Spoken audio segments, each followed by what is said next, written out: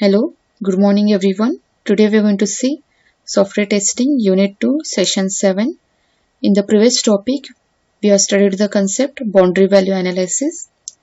In a boundary value analysis we have seen that the more focus will be on the boundary values of any given conditions so that the system should not fail in any given condition criteria. In today's topic, we are going to study the concept decision tables. So decision table is also very important because in a systems we find out that there are many conditions and many rules are there.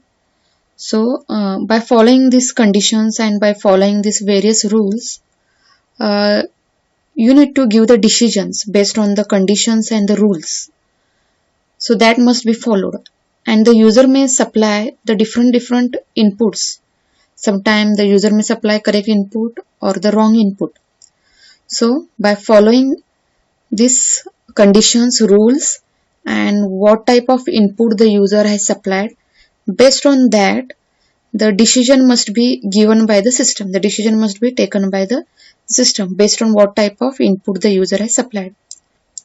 So that you are going to interpret in the decision tables. Definition. This is a systematic approach where the different input combinations and their corresponding system behavior are captured in a tabular form. See, the various input combinations and their corresponding system behavior are captured in a tabular form, in a table format. Another definition, a decision table is a tabular representation of inputs versus rules, various situations and various test conditions. So these all will be considered and the decision will be taken what the outcome will be, what the result will be. Decision table helps to check all possible combinations of conditions for testing, and the testers can also identify missed conditions easily. So when you form these all by including various test cases, by including various conditions, rules, different input combinations. So when you form this all in a tabular form, from this easily you'll come to know which are the conditions you have missed out. The conditions are indicated as true and false. See, whenever you consider the conditions, it can be either true or false. So based on that, the outcome, the result will be decided. Now to form this decision table, there are various steps how you are going to form the decision tables. Okay, first step is you need to analyze the given test inputs or the requirements and list out the various conditions in the decision table. First of all, you need to understand that requirement, and for that particular requirement, what can be the input and what you are going to test it, and what can be the different various conditions. Then calculate the number of possible combinations. So considering the inputs, conditions, if there are rules, you need to consider. Then you are going to calculate how many different combinations will come for that particular conditions, rules. Fill columns with the decision table with all possible combinations. So you need to fill out. So for particular condition and for particular rule, and taking this particular input, what can be the output. So you need to form this all in a table. Then find out cases where the values are assumed by a variable are immaterial for a combination. Fill the same by don't care symbols. Some of the conditions are not necessary or not mandatory, and for some, so you need to recognize such conditions and you need to specify that these are don't care conditions or symbols. The next step, for each of the combinations of values, find out the action or expected result is. For each combination, you need to find out what will be the action or your result. That is, consider condition 1 and rule 1. So for condition 1 and the rule 1, what is your and particular input is supplied and what is your output for such combinations. create at least one test case for each rule. So you need to create at least one test case for each rule. You need to select at least one value from each combination. So this is the format how you are going to form the decision table. So here you are going to specify the list. So which are the various lists for a particular requirement. Okay, a particular requirement may be having many conditions. Like for a game, when you play a particular game, to play a game you are going to have many conditions. So you need to recognize these all conditions. Then steps, you are also going to have the steps when you are going to play the games. Then there are various steps. There are various conditions and the various steps. And while playing the game also you provide various inputs. So you can select various inputs. So based on the various inputs, okay, so particular conditions and for particular steps are nothing but it can be a rules for particular condition and for by following these rules, and for this particular input what can be a result. So first of all you need to form these all things. Then okay, you already formed this table. Now based on this various combination you need to decide what can be the outcome of this. So there is a list of conditions. These are the rules. These are the rules, or you can also say steps. So by following these conditions and rules and for particular input, what is your outcome? See, for another type of input combination, what is your outcome?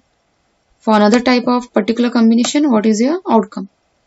So that you are going to form here in a decision table. So let us understand decision table with help of an example.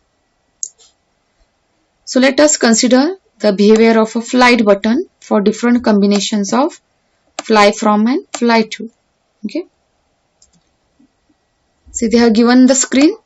Okay, this is the interface screen. For this screen, you need to design the decision table. See, there are two fields. This is the first field and this is the second field. You can say this is the first condition and this is the second condition. So based on these two, this flight button will be enabled or disabled. Okay. Now for time being it is a disabled. That means no values are provided here. So it is a disabled. So what can be the decision table for this condition, for this interface design? See, these are the two conditions, fly from and fly to. And what are the rules? These are the rules for that. See now for first, see now this flight button is disabled. That means fly from is also false and fly to is also false. That means no values are there here. That means it is a false. So if there are no values, then what is the outcome of a flight button? False. So it is disabled. What can be the remaining values? Yes. Now suppose if the fly from is true and fly to is false. Even in this case, what is the outcome? It should be false only. Flight button should be disabled only. Third rule, if the fly from is false and this time the fly to is true. Even in this case, the flight button must be disabled only. Now when it should be enabled? When the flight button should be enabled? When both are true. That time, that means when the user enters the value in fly from and in fly to, that time the fly button should be enabled. Let us understand another example how to make decision table for login screen. So whenever you are designing, login screen is common for all type of software. So whenever you are designing the login screen, what can be the decision table for login screen? See, the condition is simple. If the user provides correct username and password, the user will be redirected to the home page. Obviously, if the user provides correct login details, username and password, they will be redirected to the home page or the new page. If any of the input is wrong, an error message should be displayed to the user. So this is the condition. Based on these conditions, you need to design the decision table for login screen. So this is the interface for login screen. Okay. So you are going to enter your email and password. So now suppose if you don't enter email and password and directly if you click on submit button, then what result it should give you? It should use some error messages like please fill up the fields like this way. Some error messages should be shown there. Okay. See what can be the next conditions. Okay, these are the two conditions. Okay, now these are the rules, various rules, or you can say these are the various steps. And for every rule you are going to have true values, that is true and false. Okay, now suppose the first email is true, that means the user has entered the email but the user has not entered the password. Then in this condition also we should display please enter password error message. Now suppose what is the third rule, third combination? If the user has not entered the email but has entered the password, then please enter email. Next, if the user has entered the both correct, has entered the both email and password correct, then please login processed. Okay, so this true condition also indicates the false value. It can be also false or not only blank.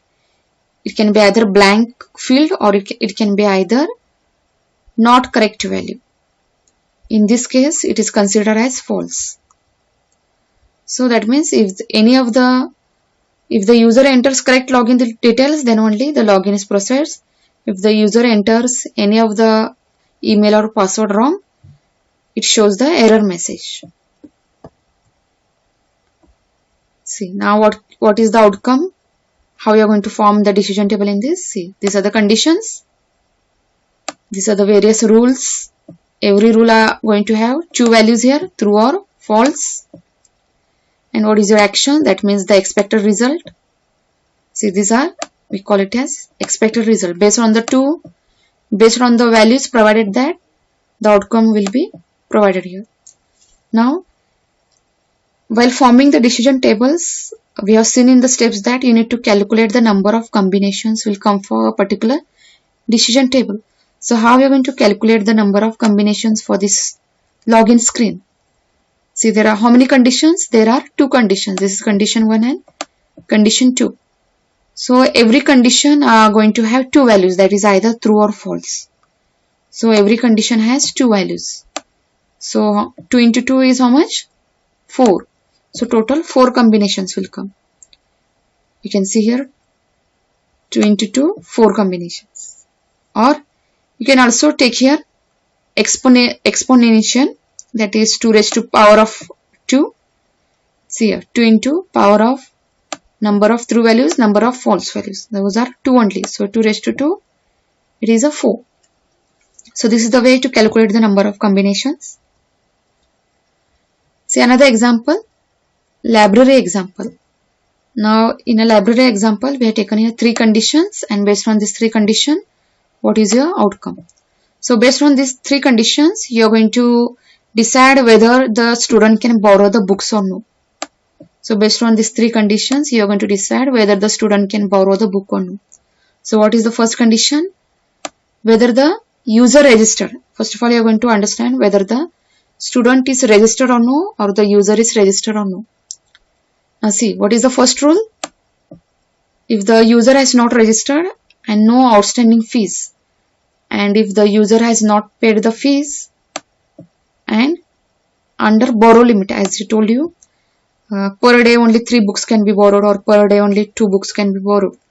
So based on that, the student can be allowed to borrow the book or no. So the first rule, all are false.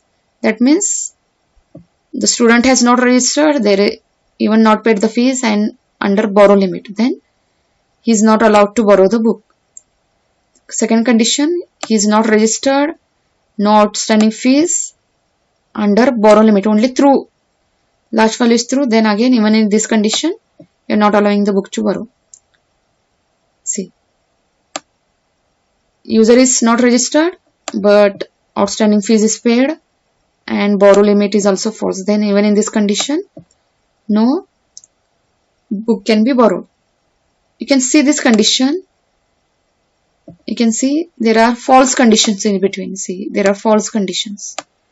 So in which case you are allowing the student to borrow the books when all conditions are true. Then only you are going to allow the book for student to borrow. Okay. He has to be registered, fees has to be paid, and under borrow limit. Total how many combinations are there here? There are total 8 combinations. See how to calculate combinations. See how many conditions are there here? 2 conditions. Condition 1, condition 2, condition 3, and each condition is having 2 values, that is either true or false. So 2 into 2 into is how much? 8. Total 8 combinations. See in some of the cases what happens? If there are many conditions and many rules, in such conditions you cannot test all the combinations. So in such cases you can only select the few combinations and you can test it. So let us take another example, how to make decision table for upload screen. See, even now this is very important to upload. See, whenever you are, see now everything has become online. Whether you are applying the scholarship, whether you are attending any exam, or whether you are filling any admission forms, anything. So all your details you are going to fill online. All your documents you are going to upload. You are going to upload your photos and all. Okay. So you need to make the decision table to upload a screen. Okay.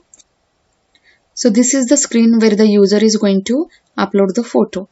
So to upload the photo, there are some conditions like the photo format must be of JPG file and the size of the photo should not exceed more than 32 KB and the resolution must be within this. So this is the first condition, second condition and third condition. So when these all 3 conditions are met, then only the user can upload the photo successfully. So what are the conditions?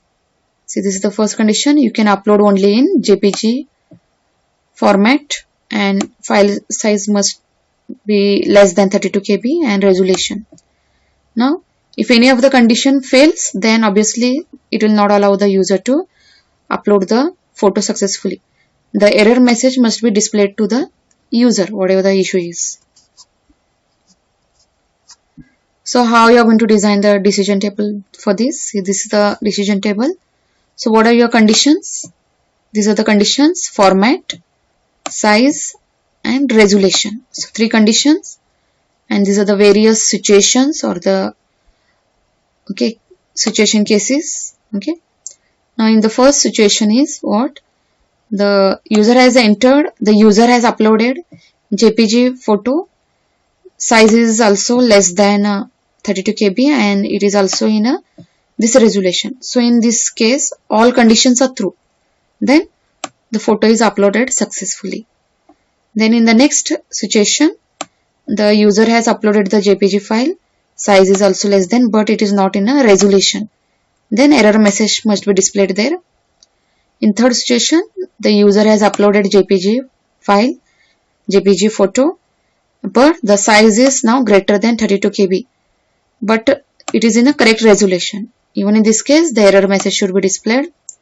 Next situation, the user has uploaded JPG photo and file is greater than 32 KB and also not in a resolution. Then error message should be displayed. Now, next see.